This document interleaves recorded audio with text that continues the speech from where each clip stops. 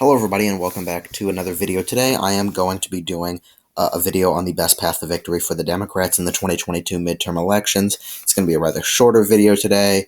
Yeah, also before I begin the video, please make sure to go ahead and subscribe to the YouTube channel. We are getting pretty close to 550 subscribers, so if you've not subscribed, please consider subscribing to the channel. But here we go. Let's get right into this video. Actually, I'd like to explain what a best path to victory is. This is the best path to Democrats getting a Senate majority, so in their sense, retaining it. That means that all they need is to win 50 races. All they need is to win 50 states in order to retain the majority. And once they win 50 states, the Republicans will win all of the other ones. So this is the minimum amount that the Democrats need to do. So it's less so about the margins, although I will, do each state, accordingly to the margins I think that each party would win them by, but it's less so of that and more of, what is the minimum amount that they need to keep their Senate majority in 2022. I'm also just going to include, for the sake of things, Missouri as a safe Republican state, as well as the state of Iowa with Chuck Grassley. Both of those states, especially as we're in a red wave, sorry, I forgot Maryland, especially as we're in a red wave year, you can expect those races to be safe Republican. Likely Democrat races, only the one that is likely is the state of Colorado, if it's going to be the Democrats retaining their majority, which would mean that they did end up doing somewhat well in the midterm elections. New Hampshire, we've seen new polls out today showing that New Hampshire actually is competitive, and Republicans could actually have a shot at retaking that seat, at taking that seat from Maggie Hassan. Remember, she only won by about 0.2% in 2016, and depending on the candidate, depending on the nominee in that primary, you could see different things happening. But yeah, we obviously have yet to get there. Ohio, Florida, and North Carolina each will be likely Republican states. Even in North Carolina, when you see those polls with Ted Budd, he most likely will be the Republican nominee. He is up significantly. He's up 7-8 points in the polls, and he will win North Carolina, in my mind, by a likely margin. I believe that those polls are accurate, especially as I repeat myself, we are in a red wave election year. So the Republicans are at 48 seats, but obviously I still have to have the Democrats winning this.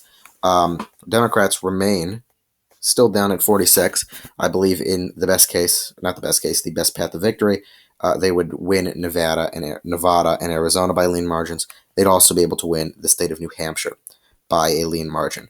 Republicans, on the other hand, would be able to still win the state of Wisconsin by a lean margin. So really what it comes down to are the states of Pennsylvania and Georgia. Which state do the Democrats have a higher chance of winning? Because I believe that the Republicans will be able to win, would be able to win, both of them, but which ones does the Democrat have the best shot at? And at the moment, I think this is obvious, but I will include this. The state that I believe will tilt Democrat in their best path to victory is the state of Pennsylvania, while Georgia will tilt Republican.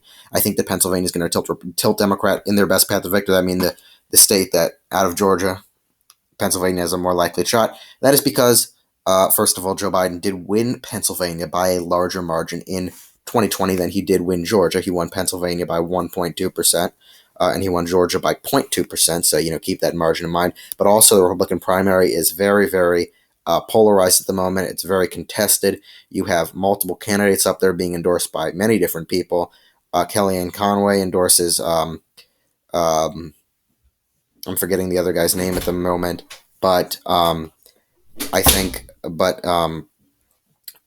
about that. Kellyanne Conway endorses, I'm forgetting the guy's name. Also, Donald Trump, of course, endorsed Dr. Oz. You have many other top contenders, and that's going to be a very tough primary, and that could affect the general.